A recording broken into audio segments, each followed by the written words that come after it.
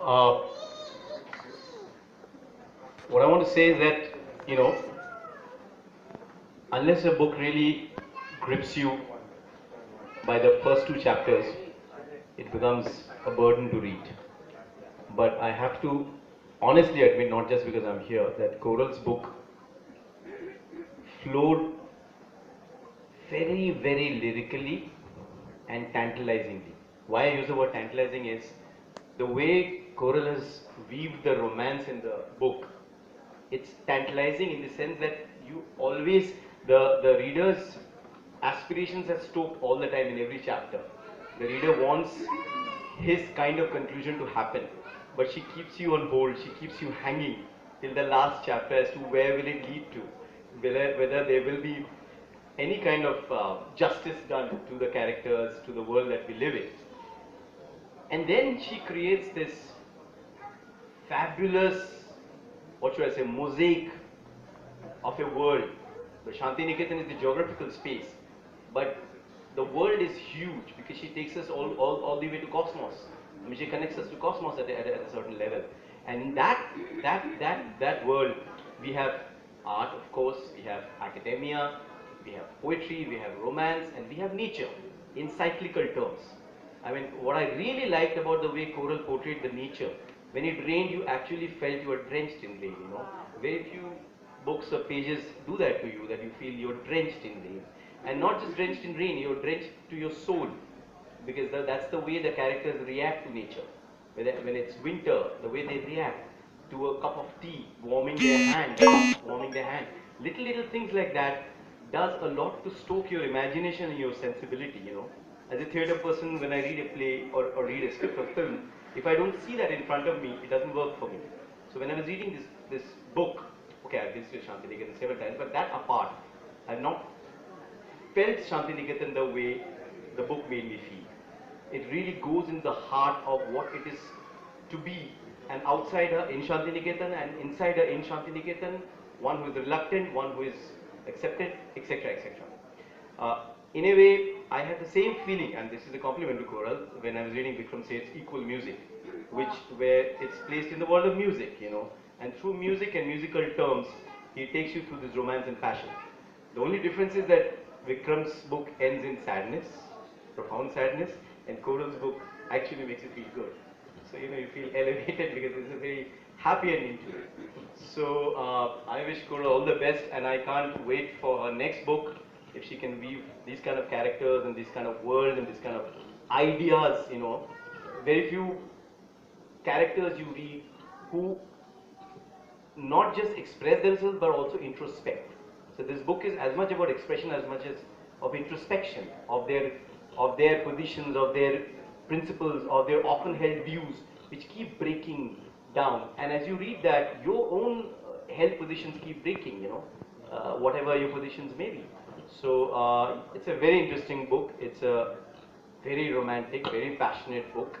Even if you don't understand anything about the world of art, it doesn't matter, because art is just a metaphor over here. Clay or the stone or the carving of the stone is just a metaphor over here. What she does is really gets to the heart of people and the culture and the background and etc. etc. So congratulations again, and grab the book before it vanishes off the shelf. Thank you. Thank you so much.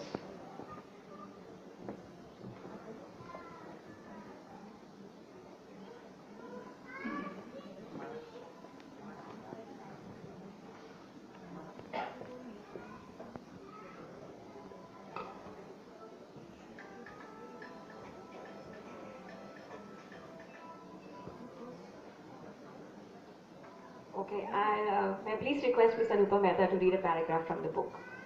So, perhaps I'm not going to tell you where this para appears, but it's an instance of the kind of painterly visuals that Coral's book contains. Not very far away, Sanghamitra is busy with sweet nothing. Dark red flowers that locals call Rudrapalash have changed the texture of the soil by covering it with their petals. Off and on, the tree disowns its own over-mature blooms, and they fall on the ground to be picked up by pedestrians. Sanghamitra is busy picking up the better ones among them to be kept in the vase in her living room. She calls them her fall-winter collections. So if you look at the kind of imagery that has been created, we go from the outdoors to the indoors, from the flowers in the ground to the flowers in the vase. So she has the ability to transport the reader into all these different evocations. And I really enjoyed the book for all these descriptions, which were, well, out of the ordinary. Thank you. Thank you so much. May I please request Bhavna ji now to read a paragraph from the book. Before I read a chapter of the book, I have to say something that on my extreme left is an actor. He is used to reading many scripts and immediately making them his own. He is used to imbibing many characters and making them his own. On my left is Anupama, who has just read a small portion, and she's able to relate to the art because she is also a part of it. I realized when I was reading it that I have to read it in front of you. There was a tension because I'm only used to reading what I write. So it is really, I'm making a confession. You are so used to your syntax and the way you frame your sentences that to be able to read somebody else's thoughts without changing it is difficult, number one. But number two, I also was empathizing because, you know, a writer's life is very lonely, particularly an author. You conceive an idea, you write it, you format it, you go through various drafts.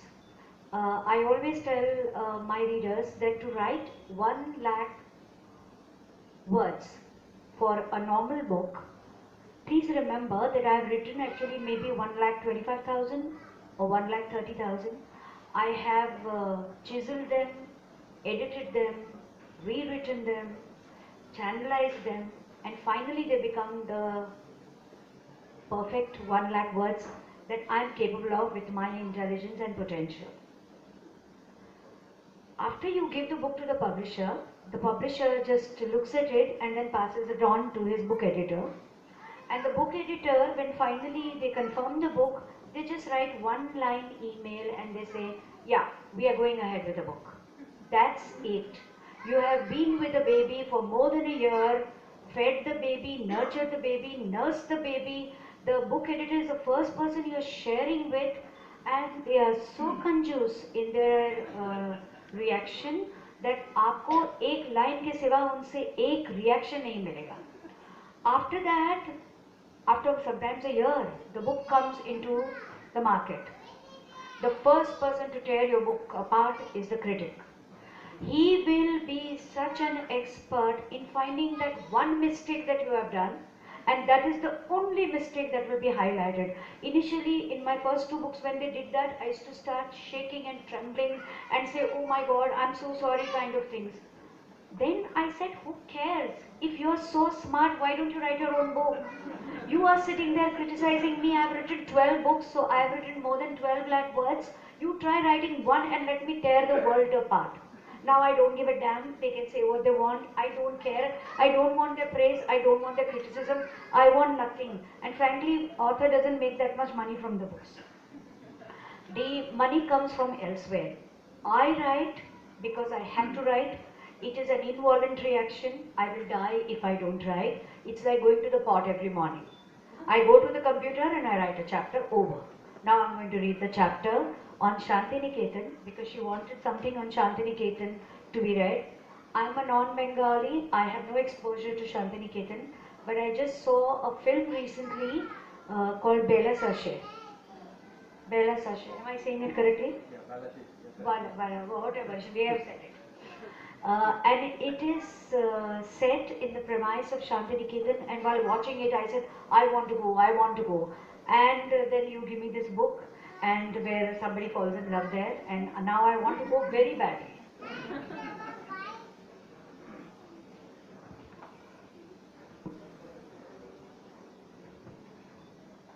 Okay, so this is about a character called Didi Moni, and she talks about her room in Santiniketan.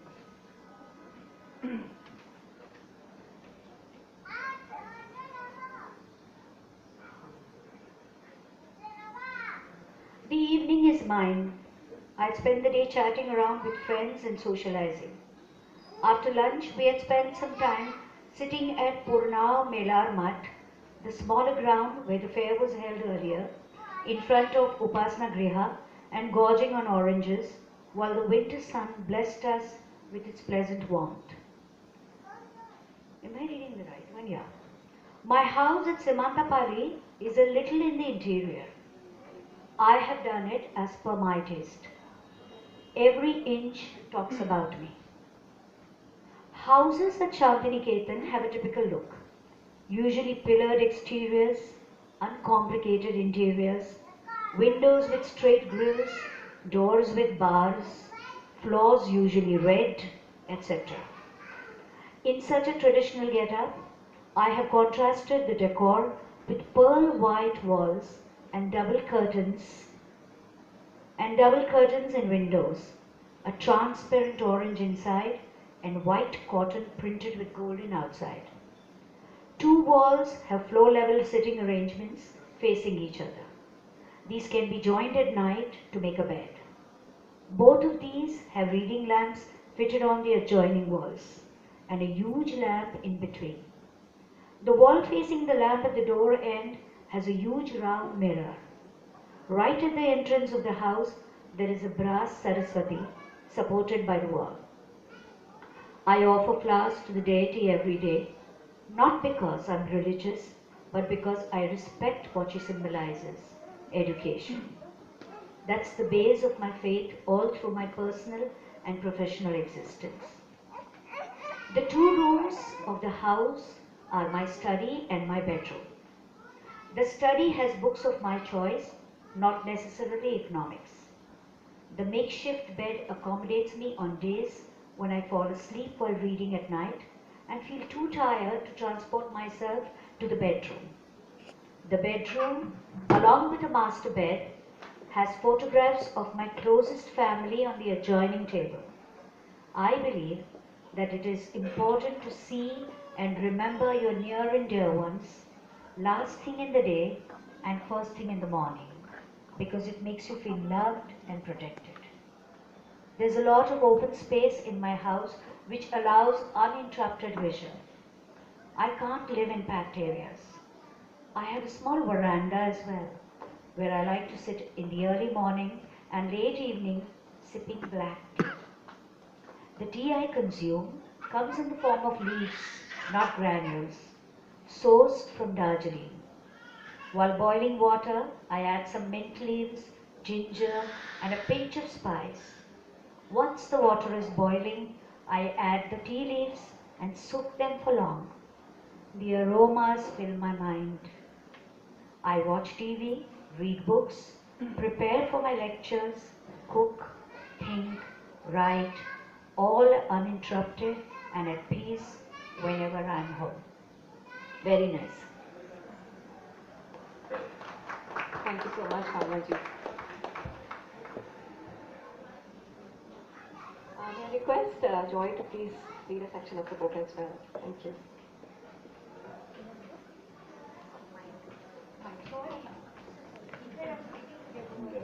The interesting part of the narrative of the book is that it is spoken in first person, but it's got two first person accounts. That's the unique part of the book. So rarely will you find a book where the narration is through two first person accounts. And both the first person accounts have different perspectives, independent of each other, which keep on overlapping at certain portions where their experiences cross each other. So that's a very interesting part about it. What Bhavnaji read was the first person account of Sanghamitra, who is a resident of Santiniketan. She teaches economics over there, and she's very well, settled in Santiniketan and its culture. I'm going to read about someone who's called Anirudh Solanki. He is a Rajasthani, Rajput, who comes from Jaipur, well traveled in the world, successful sculptor, and has no idea about Santiniketan, only knows about his heritage. He's a complete outsider to that world. So you read the world of the insider, and this is the outsider. Anirudh, when he lands up in Calcutta for the first time, his accounts of Bengalis. And I, being a Bengali, I found it very accurate. So let me go through this. This part of the country seems to love its woolens. I found Delhi romancing the winters with fashion and creative celebrations. Kolkata, that recorded much higher temperatures, is capped and covered as if it was snowing. My friend's father, Krishnendu Patro, or Krishna uncle as I called him, was even wearing gloves and a muffler when he came to receive me at the airport at 8 p.m. I heard that this is the best time in the city to have fun, given the benevolence of the weather. During the last few days in Kolkata, I visited the Victoria Memorial, Birla Planetarium, Birla Mandir, Ravindra Sadan and Nandan, etc. Krishna uncle had offered to take me to the famous Alipur Zoo as well, which I politely declined. I visited many times the Academy of Fine Arts, which is a place of special significance for my professional pursuits. I heard this is the Mecca for art lovers in Bengal. During one early morning jog, I encountered a gentleman in tracks and pullovers, smoking a classic and sipping tea. He greeted me with a good morning and lectured on Bengali culture for almost 15 minutes. It was only later that he realized I did not exactly understand his language. And sadly, his fast-track delivery did not allow me a chance to declare the fact. He was undoubtedly disappointed and tried to replicate the performance in English. But the translation did not carry half the fire as the original and had to stop midway. Back home, I tried to share the joke with Krishna uncle. His attention was wholly mine as I narrated. But at the end, I was not treated to the laughter and smiles I expected. Instead, there was a heavy throat, rubbish. He explained why he hated the kind of people who are so closed and culturally conservative that they can't look beyond Bengal and experience learning from other parts of the world. He spoke in English for half an hour. Whew. With the kind of character I came across during my first few days in Bengal, I realized that there are three types of Bengalis: the Brits, the Desis, and the comrades. The Brits are either foreign returned or foreign educated, or have too much of London in them.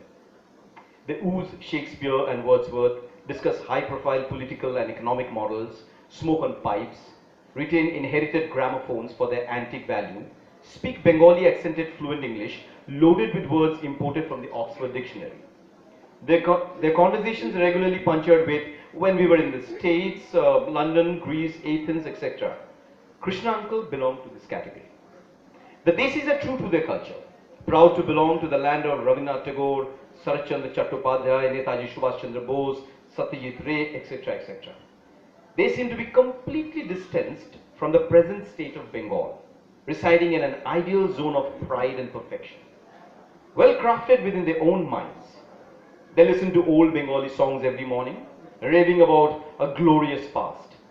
Descending from that past is an achievement bigger than the shame associated with messing it all up in the present. Their habits, food, attire, choices, all strictly adhere to the codes of pure Bengali culture. And then, the comrades. They are the politically aroused, often Marxist youth, or those who are no longer youth but retain the same burning passion. They may or may not be academically aware of the history or politics that have led to the present situation. Neither do they have a practical solution towards change, but they do have an opinion. A robust, loud, uncompromising opinion. Comrades are emotionally led by a cause which they themselves are often not very clear about. Yet they can give food or sleep or any other personal motive amiss to selflessly stand in support of someone who they believe is wronged. They can easily part with their monthly salary for a greater agenda instead of bothering about future securities. They believe they are dedicated to the welfare of the society and are prominently active in college unions. There's no bar on drinks and smoke, bidi or cigarette according to the size of the pocket. Then one fine day, their parents or families get hold of them by their collars and get them married. They are thus domesticated, but in their views and opinions, they still remain comrade. So, I think that's enough till here. What do you want me to think then? Thank you. Thank you so much. I think the actor in you actually brought the character of Anirudh Jain Solanki alive for all of us, isn't it? Thank you again. Thank you so much. So I think we've come towards the end of this beautiful evening. May I please request Mr. Vikash Yogi to join us again for the vote of thanks. But she, the author didn't speak about how she wrote this book and all. Exactly. No, How of was course sharing it's your... not okay. You must. So actually, I did get those pings from her husband. I was like, no, that's not part of the script. She beat me up, and I think that was required very much. What do you want to say? Why you wrote this book? How you wrote this book? Okay, where it started? How long it took? Okay. So I'll just repeat the question. So Bhavna ji has asked Gaurav that how did the book take shape? How did it come alive? What went behind it, etc. Actually, I was in Santiniketan when I started writing this. That was about 15 years back, 2000. So most of the time I was enrolled with a course in economics. I was doing my economics honors and graduation. But I ditched my classes most of the times and fled to Kala Bhavan, which is the art and culture space there, and spent a lot of time looking at whatever they were doing and understanding their tools and traveling with them through the history of Indian and world art. Traveling with them, I mean, I actually sat in the sculpture studios, and that was one mesmerizing space actually for me because with them I traveled to Greece, Rome, Italy, where not, and then came back to India because they always say that any sculpture, irrespective of his religion, came back to the Nataraj statue because that is the most primal form of Indian architecture. The most, and the metaphors that any form of artist has always used, be it a visual or a performing art, every artist communicates in code. And understanding that code and decoding it and interpreting it in your own way is a beauty in itself. And the communication with an artist is never one way. It's always a two-way communication and non-verbal. So that was the thing that I was receiving from them, and I asked them endless questions, to which at times they would just get fed up and say that just stop, otherwise you are getting out. But they never threw me out. They responded to my questions end of the day, and I exactly don't know when I had started writing this. I was writing these in my diaries because then we didn't have laptops. I'm talking about 1999. So I used to write them down, sometimes in English, sometimes in Bengali, as per mood, as per the bhav that we say, the emotions and feelings. And I never thought actually that it will ever get translated into a book. I just kept it with me. After my first book did well, it was a book on Shah Rukh Khan. After it did well, I got connected to Tultuli, my publisher, through social media, and she asked me that, are you writing anything more? And I said that I have this, would you like to take a look at it? She said, most welcome. So I would tell it to you in a filmy way that when I passed the manuscript to her, I expected her to say, ये शादी नहीं हो सकती. She ended up saying, मैं तुम्हारे बच्चे की माँ बनने वाली हूँ. So that was how the book was accepted, and it's up on the shelves now. So thank you Tultuli, thank you Vikashda for trusting me with this manuscript. Why is he guy and she is she? I'm not In sure. Bengali,